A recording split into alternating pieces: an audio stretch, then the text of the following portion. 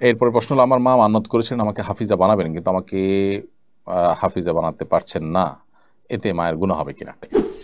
এক মেয়ের সাথে আমার সম্পর্ক ছিল, বিয়ের পরেও সে কথা বলতে চায় আমার সাথে, স্বামী নাকি অনেক সমস্যা, সে এগুলো আমার সাথে শেয়ার করে, আমি কি তার সাথে এভাবে সম্পর্ক রাখতে পারবো? হিন্দু নারী দিয়ে বাসার কাজ করানো যাবে কিনা।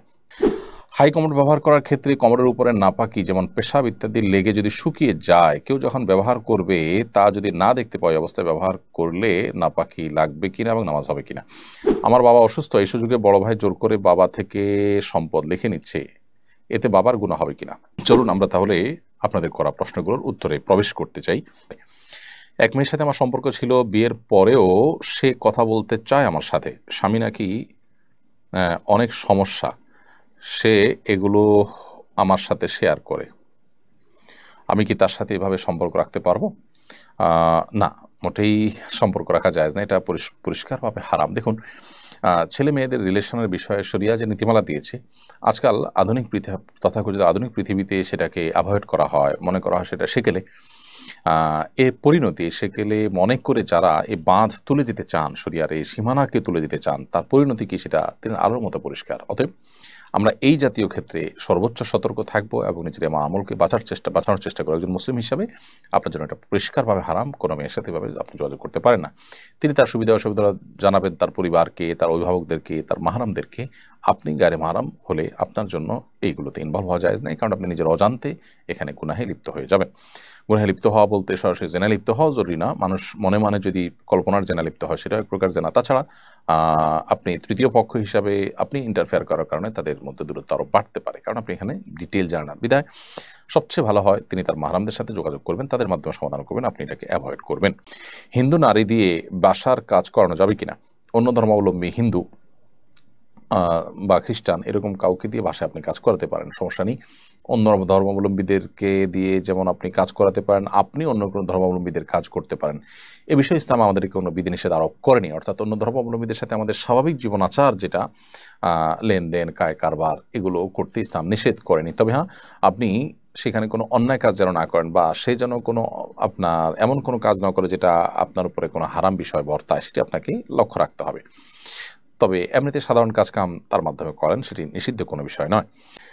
এরপরে প্রশ্ন হলো, আমার মা মান্যত করেছেন আমাকে হাফিজা বানাবেন, কিন্তু আমাকে হাফিজা বানাতে পারছেন না, এতে মায়ের গুনাহ হবে কিনা। দেখুন, কেউ হাফিজ বা হাফিজা হোক সন্তান, এই মর্মে যদি মা বা মানত করেন যে আল্লাহ আমার এটা হলে আমি সন্তানকে হাফিজ বানাবো, তো যে মানত মানুষ পূরণ করতে পারে না সাধ্যের বাইরে থাকার কারণে, সেটার জন্য মানুষের গুনাহ হয় না, যেহেতু তিনি এটা পারছেন না। তবে ওলামা একরাম বলেছেন যে আমৃত্যু তাকে চেষ্টা করে যেতে হবে। আর কেউ কেউ বলেছেন যে এটার জন্য তিনি কসমের কাফারা দিয়ে দিবেন, যদি তিনি মানত করে থাকেন। অবশ্য মানত বিশুদ্ধ হলে তখন কাফারা প্রযোজ্য হয়, মানত আদৌ বিশুদ্ধ কিনা সেটা নিয়ে যথেষ্ট সংশয় রয়েছে। তবে এমনিতে সাধারণত মা বাপ নিয়ত করেন যে আমি ছেলে হলে হাফিজ বানাবো, মেয়ে হয়েছে হাফিজা বানাবো, এরকম নিয়ত করেন। তো এরকম নিয়ত যদি পূরণ করতে না পারেন, তার কারণে কোনো গুনাহ হবে না। সাধারণ নিয়ত এক জিনিস, আর মানত হলো যে আল্লাহ এই কাজটা হলে আমি এটা করবো, শর্ত দিয়ে, এটা হলো মানত। আর এটা না হলে আপনি নিয়ত করেছেন, সাধারণত নিয়তই হয়ে থাকে, নিয়ত করে থাকলে এর জন্য কোনো গুনাহ হবে না। হাই কমোড ব্যবহার করার ক্ষেত্রে কমোডের উপরে নাপাকি যেমন পেশাব ইত্যাদি লেগে যদি শুকিয়ে যায়, কেউ যখন ব্যবহার করবে তা যদি না দেখতে পাওয়া অবস্থায় ব্যবহার করলে নাপাকি লাগবে কিনা এবং নামাজ হবে কিনা। হাই কমোড ইত্যাদি ব্যবহার করার সময় যদি কমোডের উপরে যেখানে বসে সেই জায়গায় যদি পেশাব লেগে যায়, লেগে যদি শুকায় যায়, এভাবে শুকায় যায় যে আপনি ওখানে বসার পর আপনার শরীরের কোনো গন্ধ লাগে নাই বা আপনি গন্ধ অনুভব করেন নাই, তাহলে অসুবিধা নেই। আর যদি গন্ধ লাগে, আপনার শরীরে সেটার আলামত থাকে, তাহলে সেক্ষেত্রে সেটা আপনাকে ধুইতে হবে। এই জন্য ভালো হয় এই জায়গাগুলোকে খুব ফ্রেশ করে তারপরে বসা, যদি পাবলিক প্লেস হয়, এমনকি ঘরবাড়িতেও যদি থাকে, সেগুলোকে পরিচ্ছন্ন করে রাখা। আর আসলে এই যে পশ্চিমা পদ্ধতি, এটা আসলে একে তো আনহেলদি পদ্ধতি, অস্বাস্থ্যকর। পায়খানা মানুষের ক্লিয়ার হয় না, নানান রকমের রোগ এখান থেকে তৈরি হয়, সে সাথে এখানে অপরিচ্ছন্নতার ব্যাপারটাও রয়েছে।